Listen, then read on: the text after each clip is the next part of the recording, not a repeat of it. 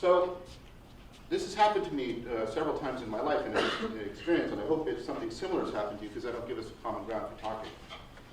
I'm reading a particular philosopher, all right, and I'm reading through the material, and I'm following the arguments, and I'm making the inferences, and I'm even coming to change some of my beliefs, although typically philosophers don't change their beliefs. Right? And then I'm going along and I'm doing that, and that's fine.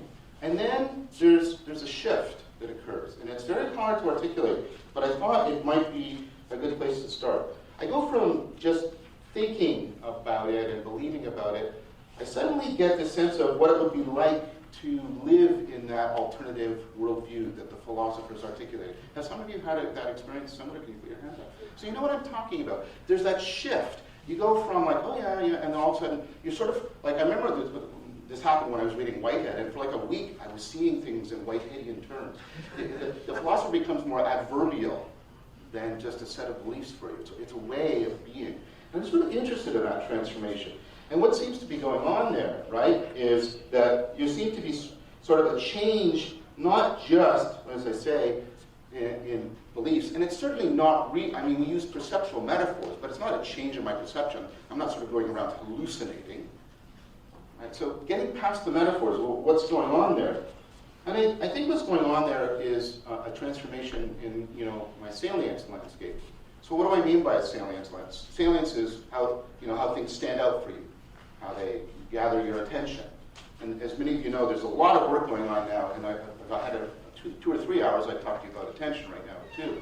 A lot of work going on about attention. And what a salience landscape is, presumably, I hope I'm very salient for you, people around you a little less salient, and until I said it to you, your left big toe wasn't salient to you at all, and of course now it is, and that's one of the creepy things about attention and how it works. And so you've got this thing constantly shifting around. And part of what seems to be going on there is that salience landscape seems to be part of the way in which attention is helping us to screen out the ocean of irrelevant information and allow in the information that's relevant to us. And it's constantly doing this in a very complex, recursive, self-organizing, and dynamic manner. The salience landscape. And most of this is going on below the level of any introspective access, and it's below the level of my beliefs because it seems to be that in which my inferences and my beliefs are operating, rather than something that is being generated by my inferences and my beliefs. And that seems to be part of the shift that's going on there. And I found that really, really interesting. See, what seems to happen is the way in which I'm identifying things in the world and the identities that I'm assuming, the roles, seem to be changed when I'm going through that change. The way I'm sort of presented to the world and the world is presented to me. Sort of, if you'll allow me a metaphor, I'm an agent and the world makes sense to me. It becomes a particular arena to me.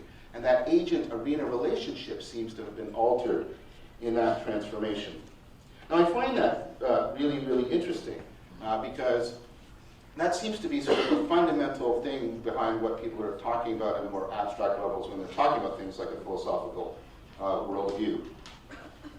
But what can really happen with that is the possibility of it giving us a bit of a way of talking about an important thing that is coming to the fore in psychology, which is this notion of meaning in life. So this is the factor that people rate above and beyond considering that their life is moral or that they have subjective well-being. They rate how meaningful their life is. And part of what seems to be going on in that is this idea of a connection between sort of how you're seeing things and how things are presenting themselves to you. So Susan Wolf, in her book Meaning in Life and Why It Matters, talks about this. We use metaphors for what we talk about when we talk about meaning in life. We say things like, well, I want to be connected to something bigger than myself. And she says, well, not literally, right? If I chain you to a mountain, you do go, oh, wow. Wow, good life, right? And then she says, part of it seems to be that we want to be really attracted to something, but that's not enough, because if we're really sort of attracted to something that's trivial, that doesn't have a big transformative impact on our life, then we're not thinking that it's really meaning in life. So she gives the example of somebody that does something like this, and they says, well, I finally met like my life partner. I want to dedicate myself to. like this being. I want you to meet them. And they take you home and they introduce you to a cactus. And you don't go, oh wow, I'm so happy. You go, oh no. Right? So there's a normativity there. There's a normativity there. And part of what's going on there is that meaning in life seems to have this two components to it. And she phrases it like this. You want subjective attractiveness to meet objective attraction. You want the world, right, to have, right, some sort of value to you, some transformative impact on you above and beyond the fact that you just value it. It has to have some kind of power. Now, there's a lot of metaphysical problems about that because it sounds like I'm invoking metaphysical value. I'm not going to get into that right now, but I want you to think of this, right, this agent-arena relationship. There's two parts to it, right? There's how I'm attracted to things, the perspective I have on them, what it's like for me to have a particular salience landscape, and then there's this other side, this participatory side, how something is changing me, how I'm participating in something bigger than me, how I'm participating in something that is altering or transforming me in a fundamental way. Does that make sense?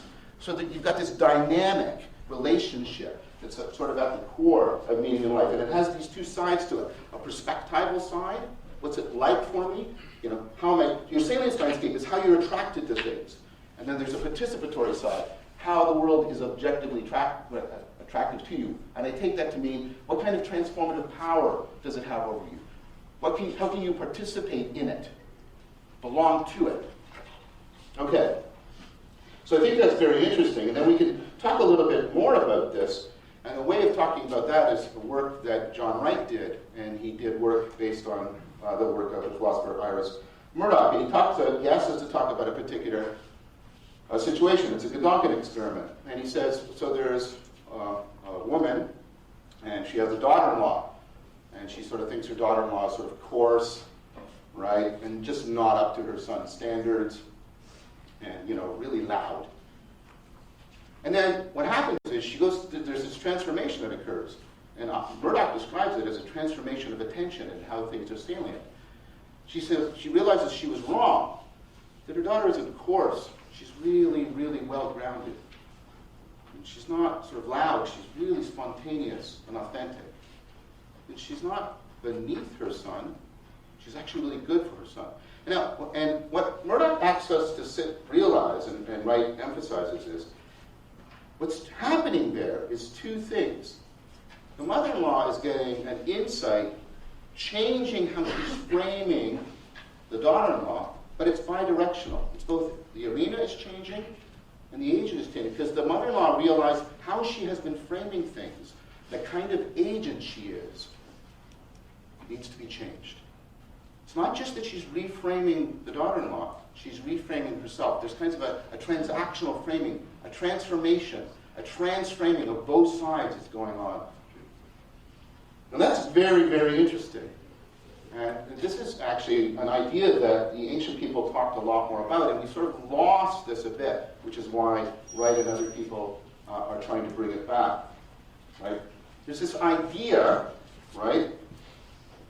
This idea of, right, as I'm transformed, I see this thing, realize it more deeply, and as it is transformed for me, that has an impact back on me, and it loops like this. I am transformed, and I'm transformed how I see it, and then it is disclosed to me in a different way, and that transforms how it impacts on me, and it loops, and you get that sort of mutually accelerating disclosure. And the Greeks had a wonderful word for this. It comes from Plato, anagage. It comes from Plato's myth of the cave, and they made it into a movie in 1999 called The Matrix with Keanu Reeves. And the basic idea is you're locked in this world, right? And you have to break out. He's called Neo because he has to change, right? He has to change, right? And the world he can move into has to be a fundamentally different world. There's a reciprocal change. There's this, right, mutual disclosure, mutual transformation. Some of you know this, and this is something that I've studied more directly in a more concrete instance. How many of you have experienced what Csikszentmihalyi calls the flow state? Okay, so the flow state is when you're like deeply immersed right? You're deeply engaged. And there's this, you feel deeply at one because there has been this mutual transformation. From the world side, there's a sense of, discovery and super salience. Your salience landscape is just being altered. But from your side, you're being fundamentally transformed. Your sense of subjective time, right? Your sense of self-consciousness, your whole agency is being transformed. That's why it's called flow. You get this tight coupling between how the world is changing and how you are changing together. So, that's anagoge. Sorry, that's really pretentious because I sort of tried to sum up all of Plato in about 5 minutes, and I'm sure I'll be punished for that. Okay. All right. So now I want to talk about the opposite of anagoge, when you get locked and you can't get out. Now, first of all, I want to talk about it positively and then negatively. So the notion comes from work done by Harry Frankfurt. Some of you may know Frankfurt's work. He's famous for writing the essay on bullshit, which has become, of course, very relevant given certain things we won't talk about happening in the United States. So what's going on there is he's done a lot of work about a state he calls called things that are unthinkable to us. But he has something very specific he means by that. And it's the opposite of what I've been talking about. Okay, so a way to do it is by doing a concrete example with you. My son Jason, who I love dearly, lives with me right now. He's just finished university at U of T. I got to teach him, made me feel very old. There you go. Okay, so, right, he lives with me. Now, I can think, hey, I can kick Jason out. And if I do, I can work out all the implications. I'd have more money. The apartment would be cleaner. I could sleep at my apartment every night. I wouldn't have to go away sometimes.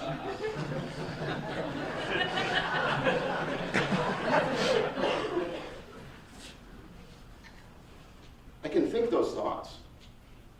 I can imagine the scenarios. What Frankfurt means is not that I can't do that. Of course I can do all of that. I can think the thoughts, I can run the propositions, I can run the implications, I can imagine the scenario. But you know what I can't do? What he means by being unthinkable is I can't put myself into the agent-arena relationship where that will actually become a viable option for me. In that sense, it's unthinkable to me. I just can't become that person, and I can't be in that world where I can do that sort of thing. Does that make sense?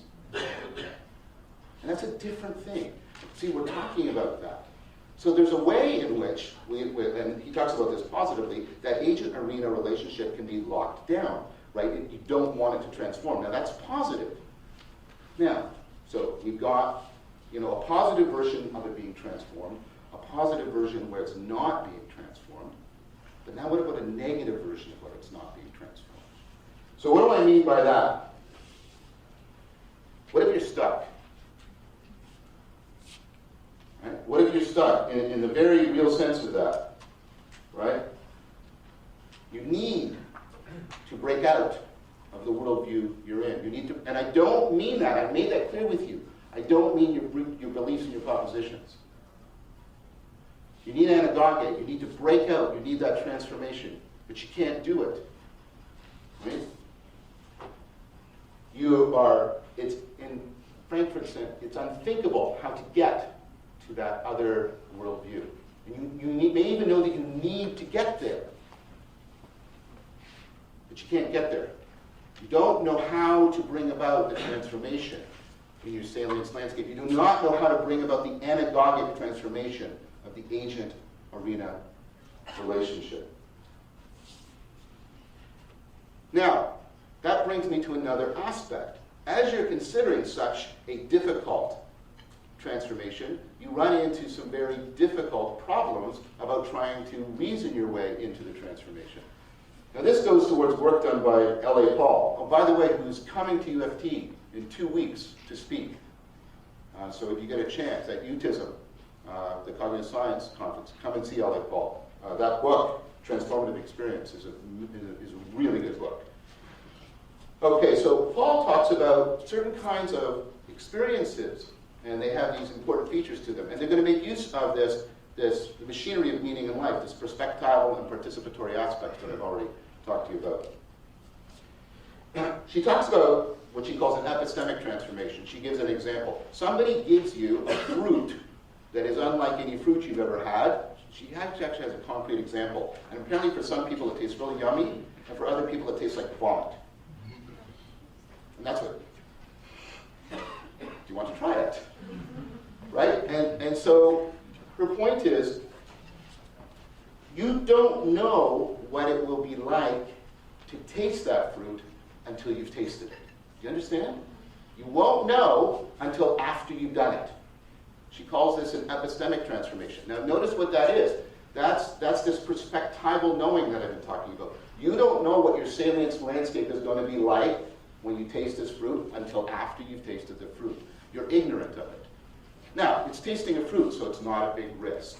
So most of us will probably say, yeah, I'll try it. But do you understand her example, right? You don't know what it's going to be like until after you've done it. Because it's not a matter of belief. It's not a matter of inference. It's a matter about what is your salience landscape going to be like. She then talks about personal transformation. And this involves that participatory stuff, participating in something that is changing you as a person. She talks about the things that you go through where you are changed and your set of preferences and what you value is altered. And so you don't know what kind of person you're going to be like until after you've gone through that change. Right? So, she puts the two together. And you have both an epistemic change in your perspectival knowing, and a personal change, a change in your participatory knowing. She calls that a transformative experience. Now, why is that so important, that transformative experience? Well, first of all, most transformative experiences are irreversible and therefore risky. They carry some degree of risk. But here's what's really important about them. You face them with a deep kind of ignorance. Because you don't know what it's going to be like, and you don't know who you're going to be until after you do it. So, you're ignorant, right, of how it's going to turn out. But you say, well, then I don't do it. But then you're also ignorant of what you're missing. You're equally ignorant. Equally ignorant. Right? You're equally ignorant. Okay, so why is that important? Why that is important is, and there's a technical argument she goes into, and I'm just going to refer to it, and I'm going to talk a bit more about it at the Utism conference where L.A. Paul is there, so hopefully she and I can get into an argument. But she makes the point that there is no way to sort of reason your way through this, because you can't calculate the probabilities of the future events because you don't know what they are. And you can't say, well, at least I'll rely on my values, because you don't know what they're going to be.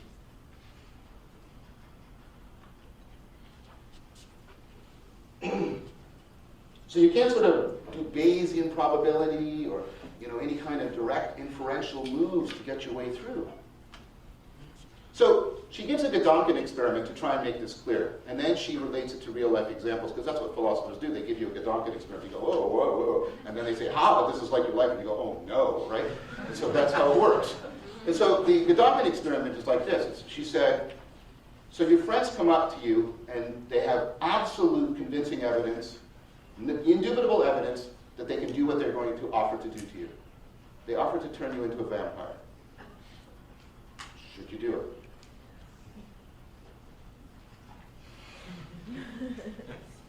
Should you do it?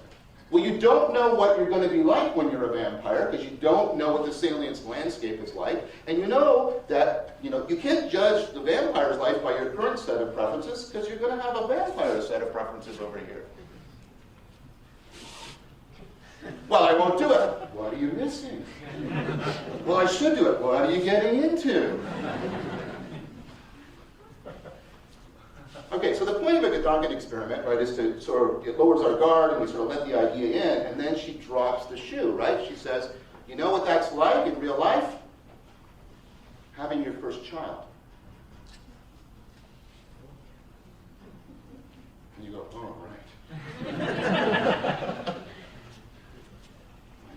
deciding to get into a long-term relationship with someone. Because you know what? What it's like to be loved by that person and to love that person is a different salience landscape than what you have right now. And you're going to be transformed. You're going to participate in their identity changing, and they're going to change yours. Should you do it?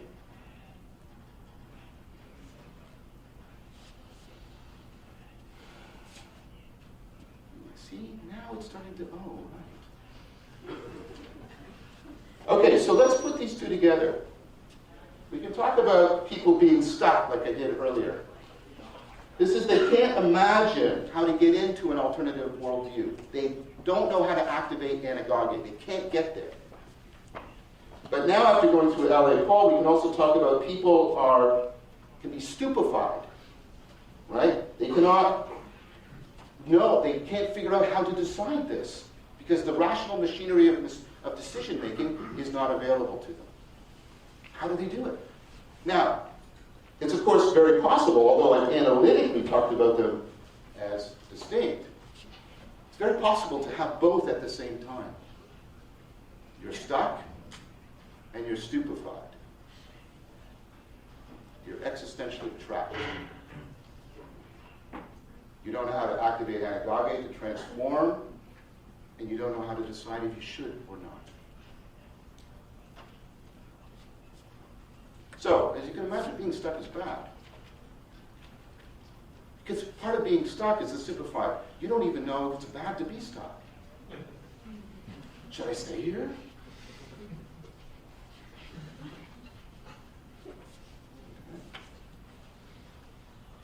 Now, what's really interesting is, I mean, I've tried to paint this as a very stark thing. And it is very stark. It's very hard. Now, I've been thinking about that a lot, and L.A. Paul has some things she talks about, but I sort of stepped back and I did more of an Aristotelian thing. I started trying to think and talk to people and review, you know, what do people actually do?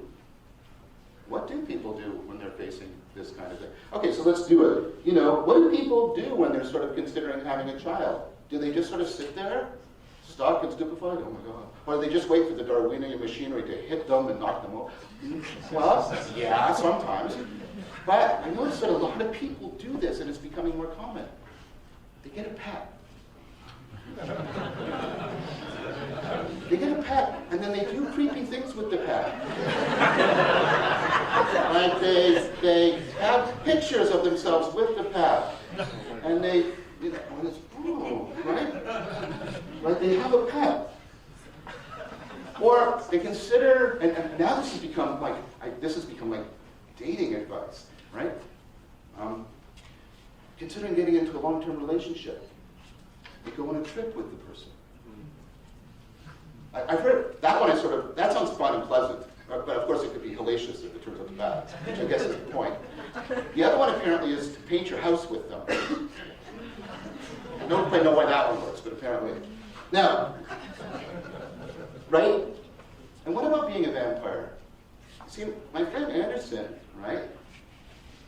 He could say more about this, because I mean, this is not pretentious. I mean this as a direct compliment. He's developing, I think, you know, a cognitive science, even a philosophy of what's going on in role-playing games. Because that's the interesting thing in role. See, L.A. Paul says you can't figure out whether or not you should be a vampire by dressing up as a human being and running around in the dark at night. Because you're not a vampire. You're just a really weird person. But you see, when you play a role-playing game, you do this weird thing. What you do is you create this avatar that you identify with. And that avatar is actually in a world as a vampire. And people get very attached to their avatars. Notice that each one of these things I did was a case of human beings doing this really interesting thing. They do symbolic identification. And notice it's two-way. When they're symbolically identifying the pet as a child, they're also symbolically identifying as a parent. Same thing with the role-playing game. Human beings have this enormous capacity for symbolic identification.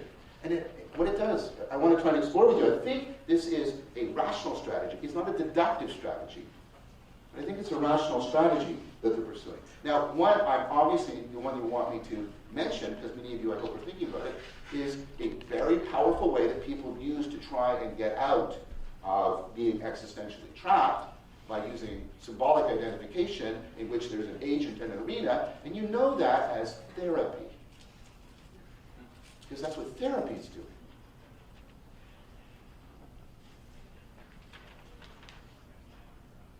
Okay, so the interesting thing about the symbolic identification is it's a kind of analogy, but it's not an analogy of propositions, it's not an analogy of belief, it's an enactive analogy, right? People are trying to enact an analogous agent-arena relationship.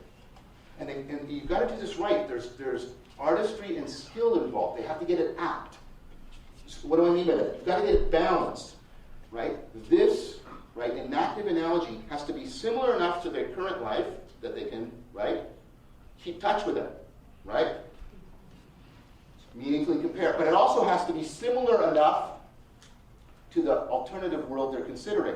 And I don't mean just similar in how it appears. It has to be able to activate some of that perspectival machinery. It has to be able to trigger some of that participatory machinery. Because this is not, I've been saying this again and again, this is not at the level of beliefs and inferences.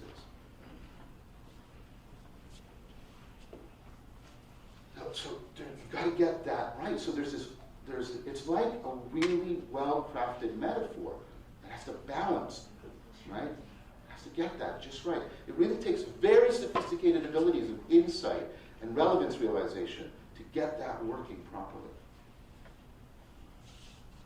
Now, I would argue that human beings figured this out a long time ago. Because there is a form of enacted analogy, symbolic identification, that also is supposed to trigger and activate anagoge. That's ritual. That's ritual. That's how ritual operates. I don't mean ritual in the neurotic sense. I mean in the anthropological sense. Ritual behavior. So, for example, I'm a Tai Chi player. I've been doing Tai Chi since '91, which is what, 27 years? Oh my God, long time. I teach it, and the thing is, right? So when you're doing, like the point about it is, it's an enactive, an analogy, right? You're trying to transform how you live in your body and how your salience landscape is disclosing the world to you. You're not just making moves. You're trying to bring about this, right? This analogy, but it's also anagogic. The point of Tai Chi is to get you into the flow state. Taoism is the religion of flow. Tai Chi is its main psychotechnology for bringing it about. So when I'm doing Tai Chi, I've got this analogy, right? This enactive analogy of an alternative way of being that's also activating flow, anagogic, actually helping me to radically transform the agent-arena relationship.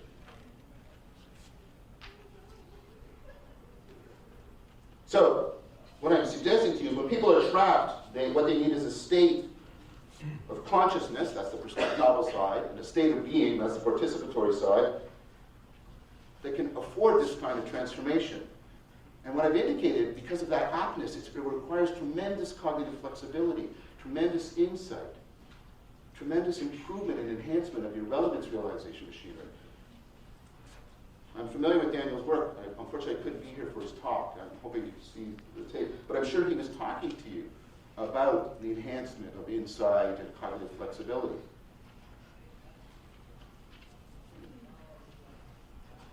So, I want to say that one way of understanding everything I've been talking about is to revive an old term.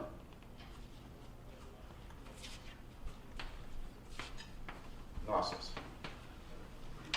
The problem with reviving that is, you'll think I'm reading Dan Brown, and that I think that Jesus Christ was the ancestor to the French monarchy. I'm not talking about any of that, okay? I actually have a heuristic, which of course is sometimes false, but it's never cost me anything. Here's my heuristic. I don't believe conspiracy theories.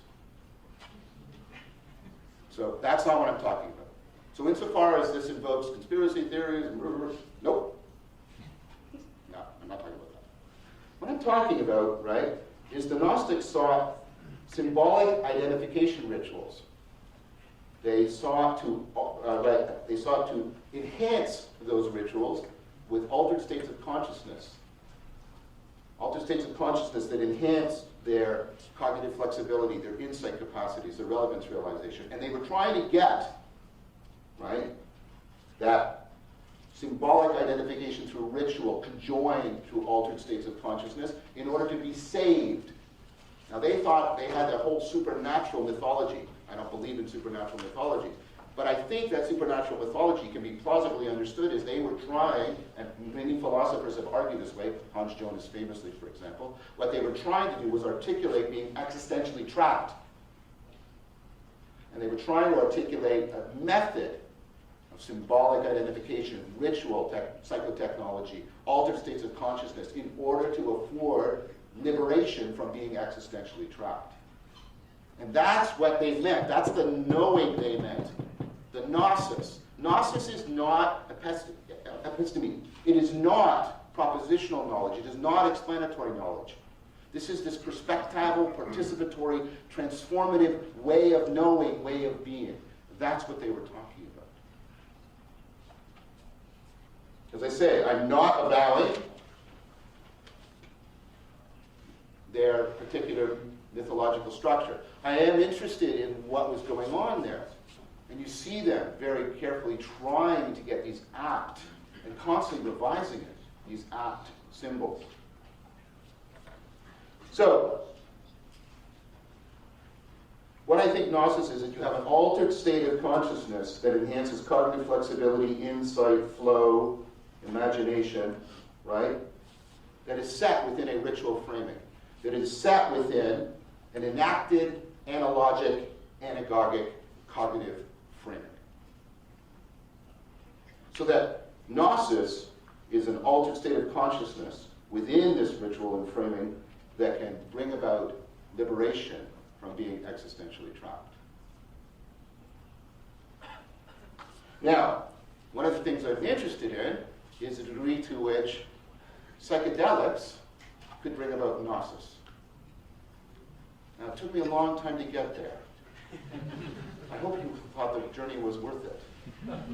Because I'm trying to figure out the language and the concepts.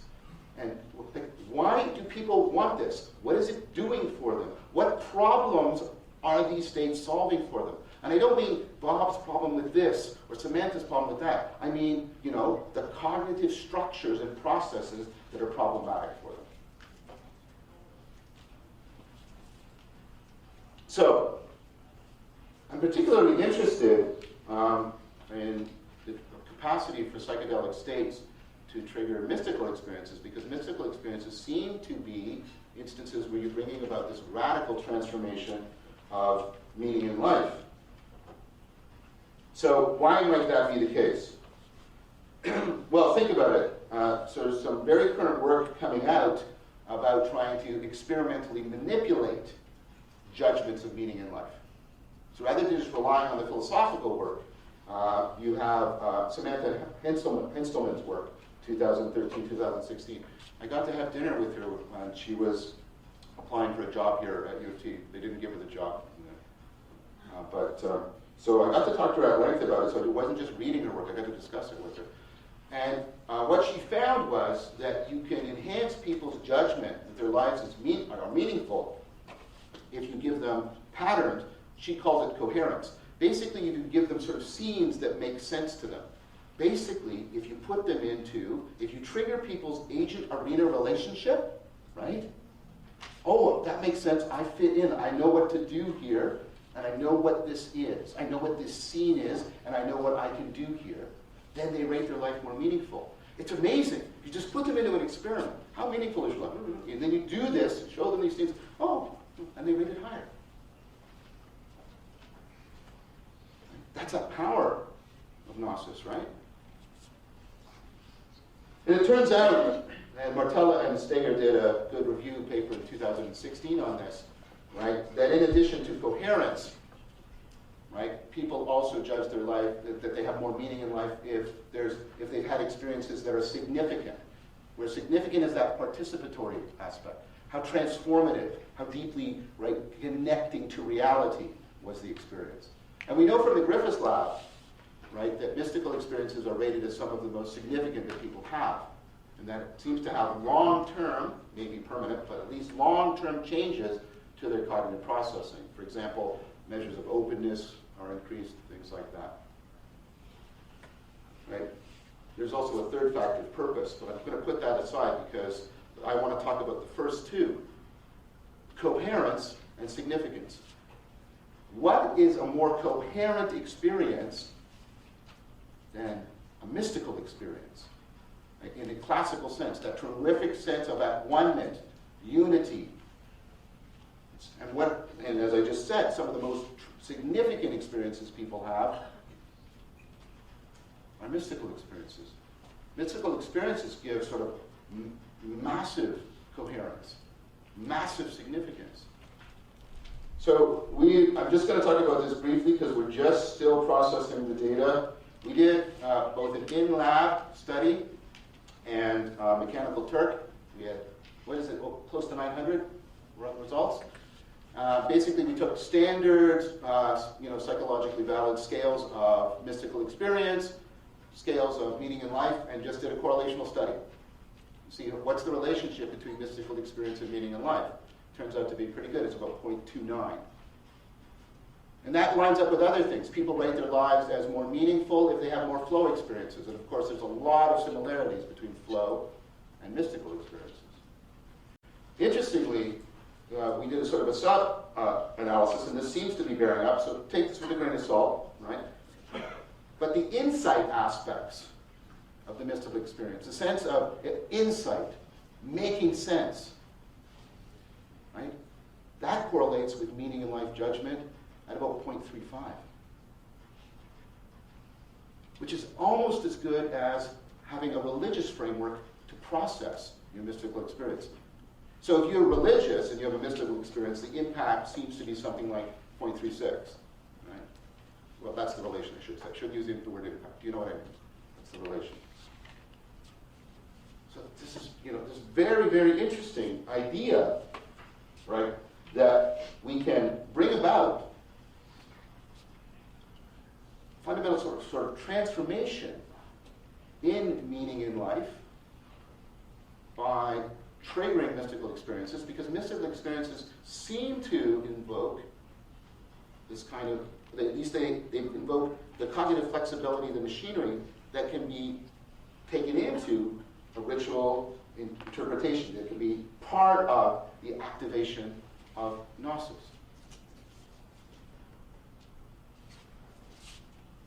So,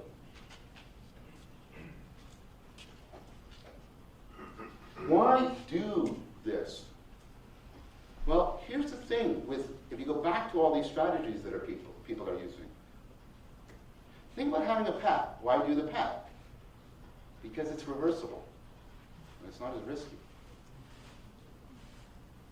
I made a joke about this the other day. Having a pet is like having a child that it's morally okay to leave alone for a day. Like if you say, I left my 1-year-old alone for the day, people go, you're a monster. If you say, I left my cat alone for the day, they went, yeah. Mystical experiences, Gnostic states, allow us that same kind of thing. They allow us to sort of probe an alternative identity, an alternative worldview, but in a way that we can step back from if we need to. So, is it deductively rational? No, I don't think it's deductively rational. But I think it's a case of the best possible analogical reasoning we could have. And it's the best way of trying to manage the risk of deep transformation. Again, I'm not saying this meets sort of epistemic gold standards, but I'm saying it's the best I think we could have in this situation, given the nature of the problem people are facing. It means we should be paying attention more to the implicit rationality of mystical experiences, their Gnostic rationality. We should be paying less attention to the content of people's psychedelic and mystical experiences, because it looks like it's much more the transformation in their cognitive processing that's actually efficacious for them, even though they find the content very salient. Now, you might say to me, well, you know, this was all an argument by an analogy. An argument by analogy are not valid, right? They're weak. You're making use of dialectical reasoning, John. You've been reading too much Plato, right? And the idea here is the dialectical reasoning is not deductively valid because it depends on non-inferential processes of reframing and transframing, right? And then you may say, you know, that sort of experimental aspect you were talking about with Gnosis, it's not really, you know, experimental because, you know, it's uncontrolled and all that, and unconfounded. You shouldn't be using that term. Right? And that's, both of those are completely legitimate points. But let me respond to them. First of all, like I said, although that Gnostic rationality is deductively weak, I think we're not paying attention to how much analogy and metaphor are pervasive and powerful influences within our cognition. And I do not think that is coincidental that we say things like, you know, my talk was filled with metaphor, because that, of course, is a metaphor. But I hope you see what I'm saying, or at least grasp my point, or perhaps understand it. Try to say something about how you have sized up situations and created an agent-arena relationship without invoking metaphor. So perhaps that judgment is a little too strong. I mean, the point I made is, and I can't make this argument here, many of you have seen it elsewhere in other talks, I think the machinery by which existential kind of experimentation, not an epistemic experimentation. Nevertheless, the issues are importantly analogous. The thing we care about, right, in epistemic experimentation is a human capacity for self-deception. Most of the scientific method is designed to subvert a very powerful machinery of self-deception. That's why we do it. So we should do something analogous to an existential experiment. We should bring to bear machinery to try and address the potential threat of self-deception. So within the ritual context that I was mentioning, right, we should make sure that people are trained in the psychotechnologies that help to reduce self-deception, psychotechnologies of mindfulness, psychotechnologies of active open-mindedness, psychotechnologies of overcoming egocentrism. Now that sounds a little bit down, right? Because it's like, wow, Vervaeke is like turning out to be a prude. He's saying, you know, we should be using these things only in these really well-understood contexts within a community of people who are taking great pains to deal with the threat of self-deception. Yes, that's what I'm saying. Because if the argument is right, we're playing with cognitive fire. And, right, we should play with it correctly. I mean, it does, I mean, it gives you tremendous, it can be tremendously liberating. I know a Tai Chi player, right, like myself, early on in their Tai Chi career, they did Tai Chi on psilocybin. And it gave them exactly the kind of experience I've been talking to you about, this Gnostic. And they got a sense of, this is what it's like. This is what it should be like. And this became a phenomenological touchstone for them. They used that as a way, as a benchmark to constantly improve their Tai Chi for decades. So it is powerful. But precisely because it's powerful, I do think we should have the same concern within existential experimentation for our proclivities towards self-deception as we have in our epistemic experimentation. I think psychedelic substances should be used within a ritual context that can afford gnosis and potentially mystical experience, and that ritual context should be set within a community that is dedicated to the psychotechnologies of alleviating self-deception.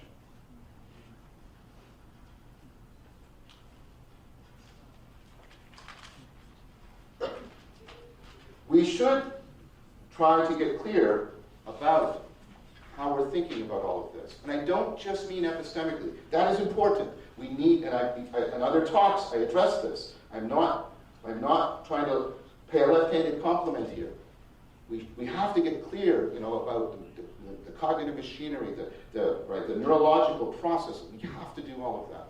But we also have to get clear about the conceptual and ultimately existential framework we are bringing to bear if we're proposing, a transformation in our society about our attitudes and use of these substances. And I hope I've done a little bit about trying to do that with you today. Thank you very much.